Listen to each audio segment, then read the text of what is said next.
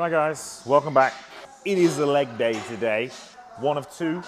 This is the quad dominant one. Calves to start, and then we'll move through. What's the changes from last week? Not much. I'm a bit lighter, and I feel like I'm a bit more on drugs now. So that's fun. Other than that, we're 9 weeks out-ish now. 104 kilos. It went down a bit and then came back up because of drugs. I've got Jake with me today, who is just warming up, and he is 2 weeks out, well, under 2 weeks out. So it's going to be a non-talkative day from him.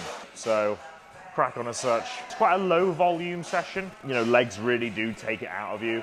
And as long as you can progress, keep the intensity, keep the intent, and still see stronger numbers every week, you're more than likely gonna grow. Obviously, if you're in the earlier end of your fitness journey and you're not very good at certain exercises and still don't have that feel, you're gonna need more volume just for the sake of acquiring skill. But we're quite far along at this point, so you don't need as much volume to grow, and you don't want as much volume to grow because you're just gonna fatigue the fuck out of yourself. So we do want an adequate amount of volume, of which a lot of this is, I think that I do 3 sets on here, everything else is 2 or 1 working set, just because we don't need a lot. And if we do a lot, it affects everything else in a negative way. It's a pretty high intensity, low volume session, so we'll just crack on with it, shall we?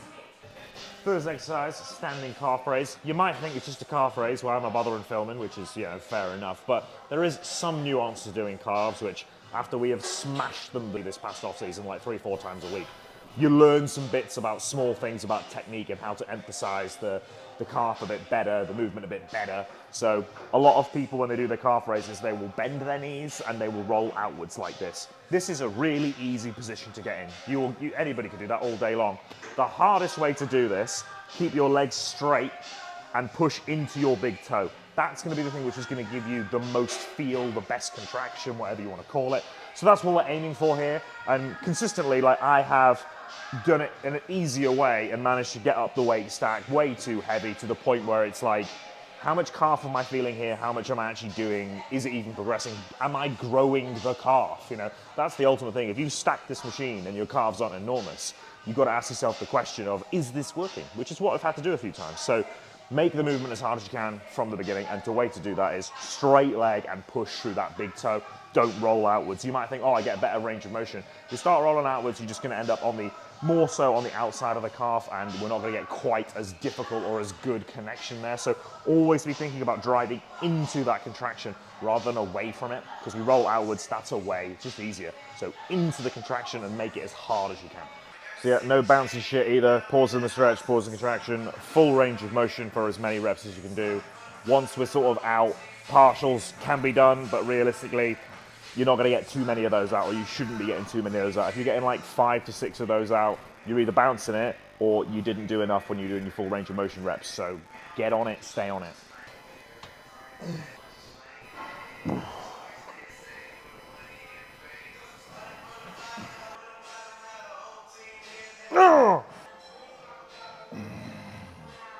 Fine.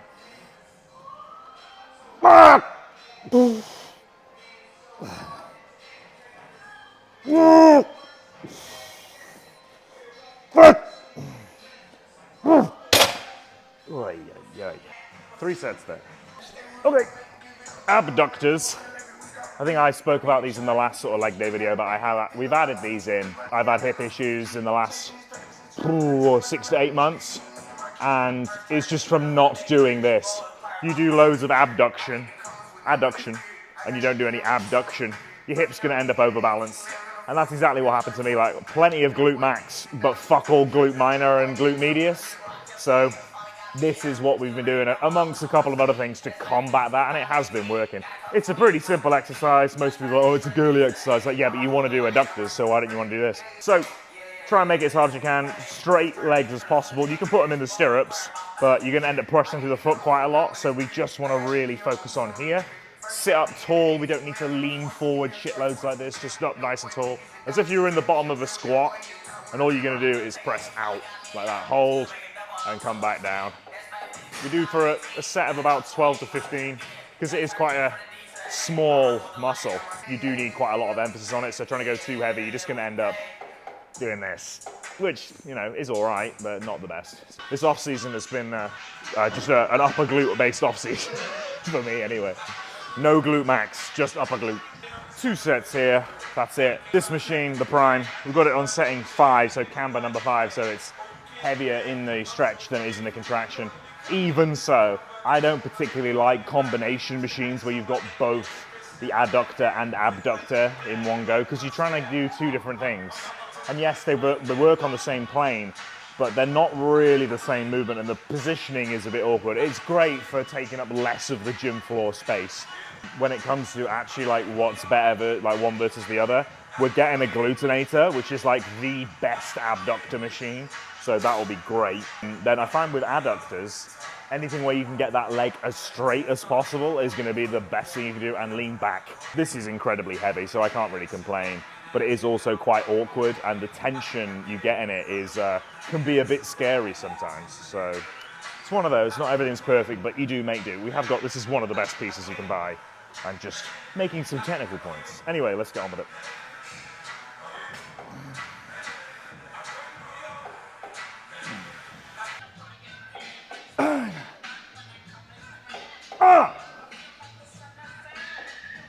Ooh. Oh, fucking hell. Oh, does hurt. Right, and then we have adductors. I put this on setting 1 here, just as I talked about. The stretch is just too fucking heavy on this machine when you set it to be heavier. Anyway, speaking of stretch, I'm going to try and get the biggest stretch I can. So this is set on the deepest it will go. I have worked up to this over time in order to be able to actually achieve it. When you first start with this machine, you're really not going to be able to get this wide, but it's a case of improving the strength through that range of motion. It's actually since coming down back into prep and losing a bit of weight that I've been able to do this again. So I would always say with these machines is try and achieve the biggest stretch you can before thinking about loading it. So here's what we're going to do is feet off the end, make it as difficult as you can, deepest stretch available, and have your knees sort of as low as they will go. Trying to have them high up. You're probably not going to get quite as good as like purchase on the machine as if you have them lower. So a high to low variation in terms of that. So as deep as we can get and basically drive upwards. So big, big, big, big, big stretch into that full contraction and down. I'm not trying to slam my legs together either. I've done that before. You can ping stuff really easily, especially on this machine with it being so heavy. So that's why I'm also trying to make sure that I'm not going as heavy as I can lift. I'm trying to make it as difficult as I can with the most appropriate weight, so that I'm not using a weight that if I enter a slightly longer range of motion than normal, it doesn't go ping, because that is the problem with this, is you can end up very, very deep by accident and go, oh fuck, I'm stuck. And then you're like, how do I get out? So better to be able to actually enter that full range than go, oh my God, I'm stuck and can't move. So anyway, warming up. Yeah. Strong. Come on. One more.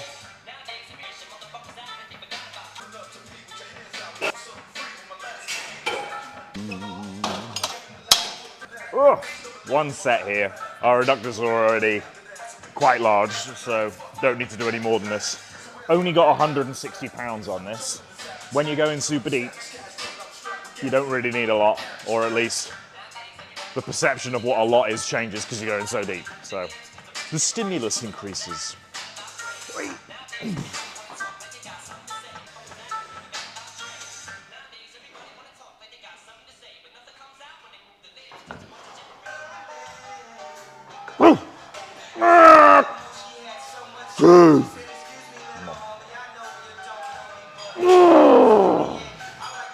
Come on.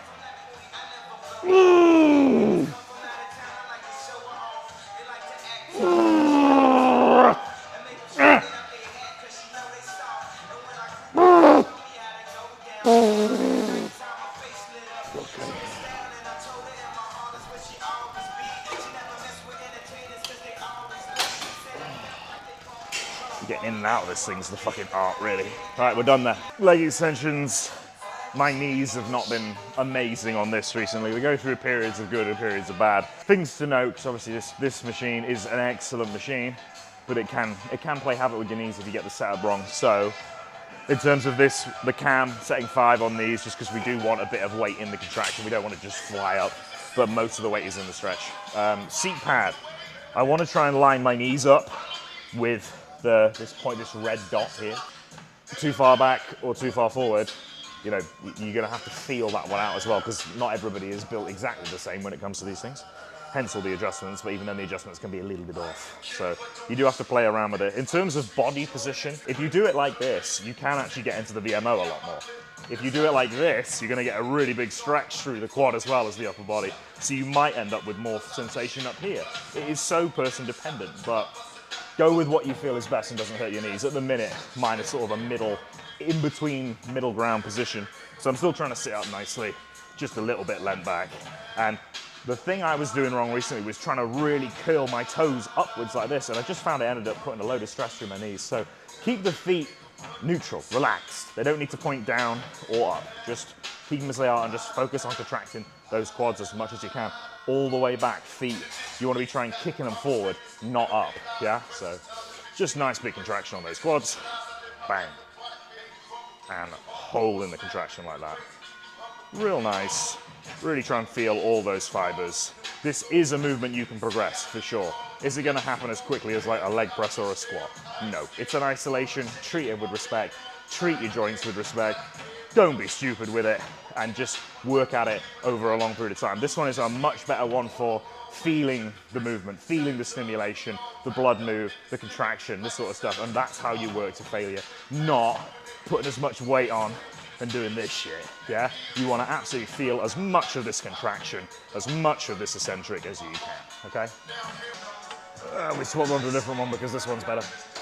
The Prime, it's newer than the Strive. Okay. Big squeeze, big contraction, big control. If I get too aggressive and too punchy, I can end up too much on the knee. So we just got to find a nice balance between.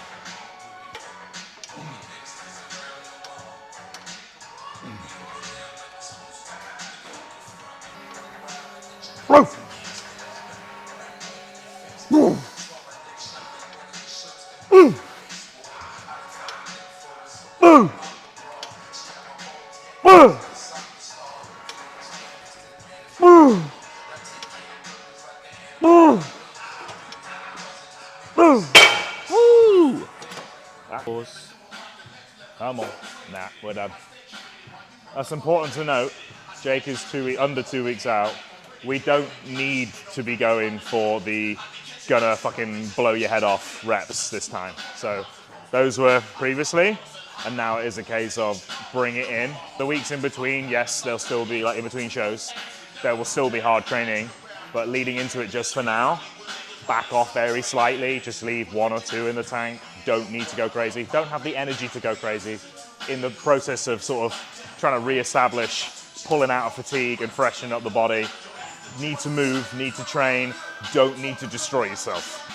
Right, seated curls. This machine to get in and out of is a fucking death trap, so that's fun. Seated hamstring curl, we want to keep the lower back flush against the pad. Don't want to be arching like this. This machine does a really good job of tucking you forward. Again, we've got the hand braces, I don't know what the handlebars, whatever you want to fucking call them, in place anyway, so that'll help with stabilizing. You push against the machine. I see too many people trying to lean forward, trying to get a big stretch on a seated hamstring curl. Like, put your fucking head between your knees if you want to. You're going to destabilize the movement. This is about the contraction. You want to focus on the contraction here. Like, we've seen too much from the papers, clearly, of being like, oh, the stretch is the most important thing. It's like, nah, we want detail in our hamstrings. If we don't contract them, it's going to be very difficult to develop that detail. So we do actually want to be focusing on the contraction. And if you're leaning forward, you're going to really struggle to get into it properly. And you're just going to end up with like an arbitrarily large stretch, take the hamstring out of its comfortable range of motion to be able to actually load the movement properly. So just sit in it how it was intended. Use the fucking handles and push against the machine, because that will lock you in a lot better and you won't end up with an arched lower back, yeah? Squeeze yourself in, lock that pad really hard against your legs, because you're gonna wanna brace your knees into it, push up against, yeah? And then hold that contraction. Big squeeze on the hamstrings. Again, we're on cam set in 5 here, so we do actually have some weight in the contraction. Still got, we're gonna make that the lengthened part of the range heavier, because that is the strength curve of the movement of the muscle group. Big contraction. Focus on that contraction. Hold it. Don't throw it into it and catch it like that. Control it into the contraction. If we throw it, you're going to end up the weight stack really quickly and not be able to control that movement at all. You're going to end up throwing it to here and then catching it about there. So don't do that. We want nice and control. Get as far back as you can Yeah, you don't need to try and slam it into here for the sake of it. If you're gonna end up arching your lower back to do that, don't do it. Or drop the weight and use a weight that you can actually get all the way back with. But even as the set goes on, your range of motion is gonna reduce.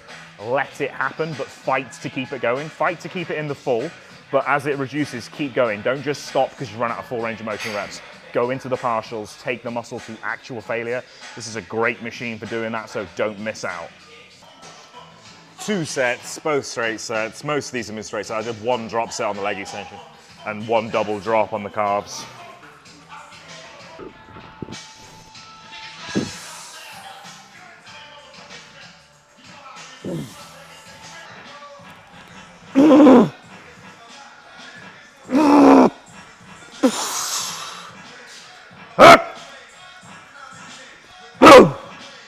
Fucking hell. Oh. Yep. That's you, that's you. Shall we have another? No. We shan't and we won't. Cybex hack, we've got 4. We've got 4 hack squats. The Prime is next to me. I think it's one of the only few in the UK. Atlantis, and then a Mark 1 Arsenal on the end. But we're choosing this one because it's the GOAT. It's the best. It's the hardest, that's for sure. So, few things you see here on hack squats. There's a lot of people have their feet really far away. And having done that myself, what that really does is bring a shitload of hip into the movement. And as I've now got a hip injury, you can see why that's a problem. What we want out of this movement is to make it as quad dominant as possible, which means we want it to be as close to a barbell squat as we can, i.e. you want to put your butt in between your ankles, which means you've got to keep your feet really underneath you. If we try and put them really far away or further up the pad and sort of cheat the movement to get more hip into it, more glute, you're going to end up making it obviously more glutey than quaddy. So what we want to do is have our feet about shoulder width apart, little bit of turn out there. And then from here, head forward. I used to go head down, but I found that going head forward sort of sets me up better to actually try and imagine my torso staying upright like you would in a squat. If you bend over in a squat, you're just gonna make it entirely lower back and glute. Funny enough, same thing happens here. So eyes forward, not up to the ceiling, just forward. And what we're gonna try and do is sit the butt to the ankles. So knees drift outwards, don't let your heels rise. If they are gonna rise, just move your feet ever so slightly forward to stop that. We don't wanna destroy the knees. And just sit into it. So nicely controlled down, sit right into your butt. So I've got just about there. Don't let your hips round over, keep them pressed back into that pad. Bang, straight back up, yeah? Nice big pause in the bottom as well. And press back up. Try and press through your feet rather than thinking it's all about the knee. Think feet and hip rather than purely knee. If you think about the knee too much, you'll just get too much in your own head. Just straight. Nice bit of tension in those quads and just let yourself sit into it. Press through the feet, and continue to do so. And you'll be in a much nicer position. So let's get some weight on this. I'm still yet to breach 5 plates on this machine. So it's a long-term goal. 5 kilos less than this last time, got 12. So let's see if we can repeat the effort. But I think a lot of people misjudge how much effort you've got to put into these sets, and like from rep 1 or 2, this feels fucking heavy.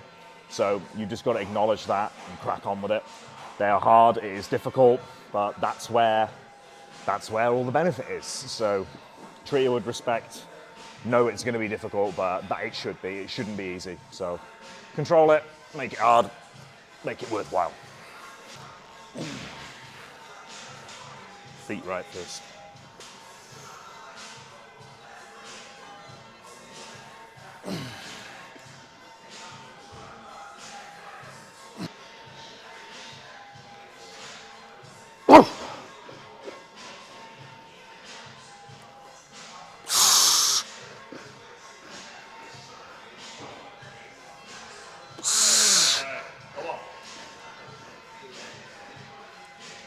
Yes.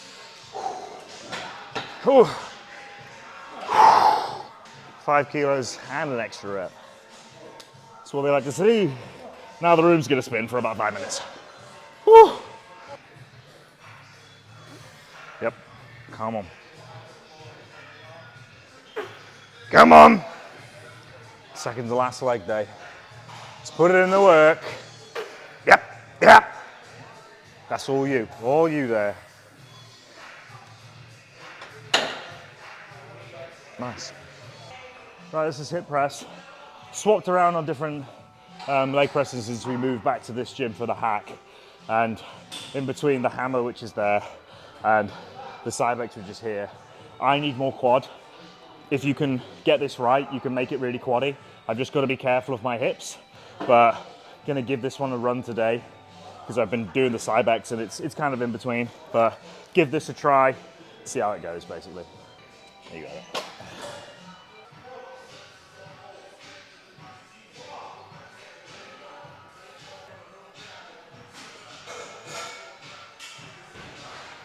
Good.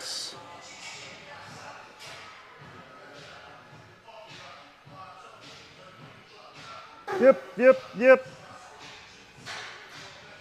Good stuff.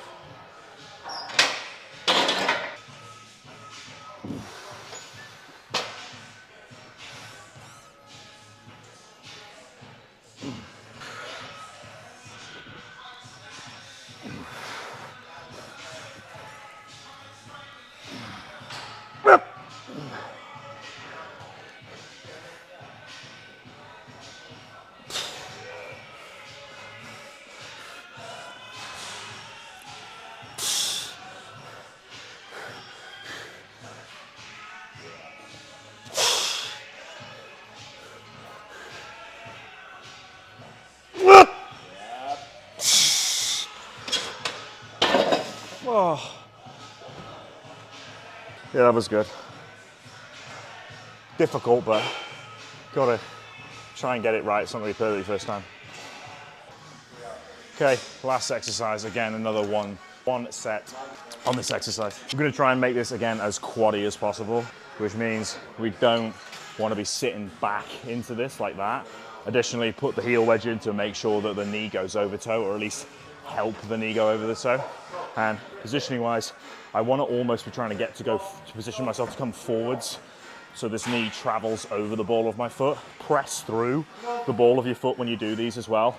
Like, you'll need to be a tiny bit on the heel just for balance, but mainly trying to push through the ball of that foot, and you're trying to drive yourself backwards like that.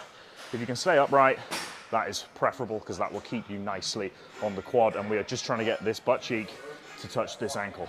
Yeah, that's all we're trying to do. I'm gonna put some weight in my hands and do this. Just one set. I will keep the cadence quite quick. Tempo is great, but I can manage this with a bit of bounce out of the hole. So that's nice, but if I could get full depth here, I'd have to be elevated to do, then that might be better to do a big long pause in the stretch. But I can't quite get a giant stretch on it, so pump it is quite preferable here. Always start from the stretch as well. It makes it a fuckload easier to actually balance the fucking exercise.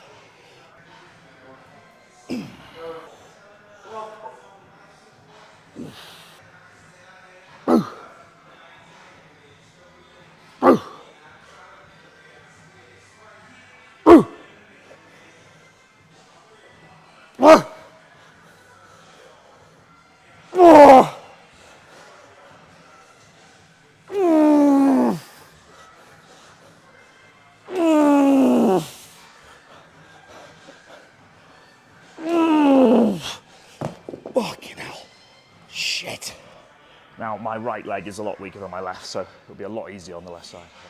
Fucking hell, that's hard. Left leg, stronger leg. It's funny because I was curling the 27s yesterday and now we're doing lunges. It's a bit different, isn't it?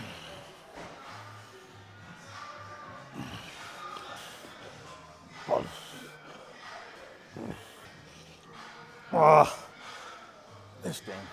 Just shows the difference, a surgery leg versus a normal leg. It's a banana say. Upbeat banana, life is a journey. Embrace every step, don't stop believing. That's it from us. Jake's about to do his final set, so there might be a leg in the way. But yeah, also, both wearing these, but Hardbody single ply, knee sleeves, lifesavers. Tried the neoprenes, they're good. I just think they're better for powerlifters than they are for guys like us. We need as little spring as possible to just a bit of protection, which is what this provides. So I'd always go with the single ply. They keep you honest as well as the bodybuilder.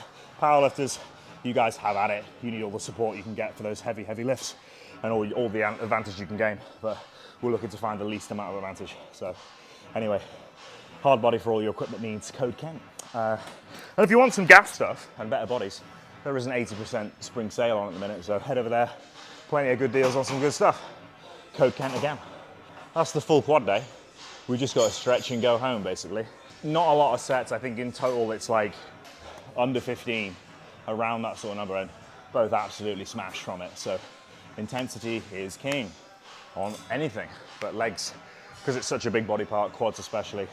Usually if you're training to the fullest intensity, you can't handle a lot of volume. And you know, I'm about halfway to a headache, room spinning after a couple of exercises, which is what you want. If you're not getting there, you're probably not training hard enough. So it's just one of those. It's a hard day, but the results pay off. And when you're working hard and it's working and you're seeing everything improve, it feels good. So make sure you train hard on your leg days. Anyway, that's it from us. He's not going to say goodbye. And we'll see you in the next one. All right. Bye-bye.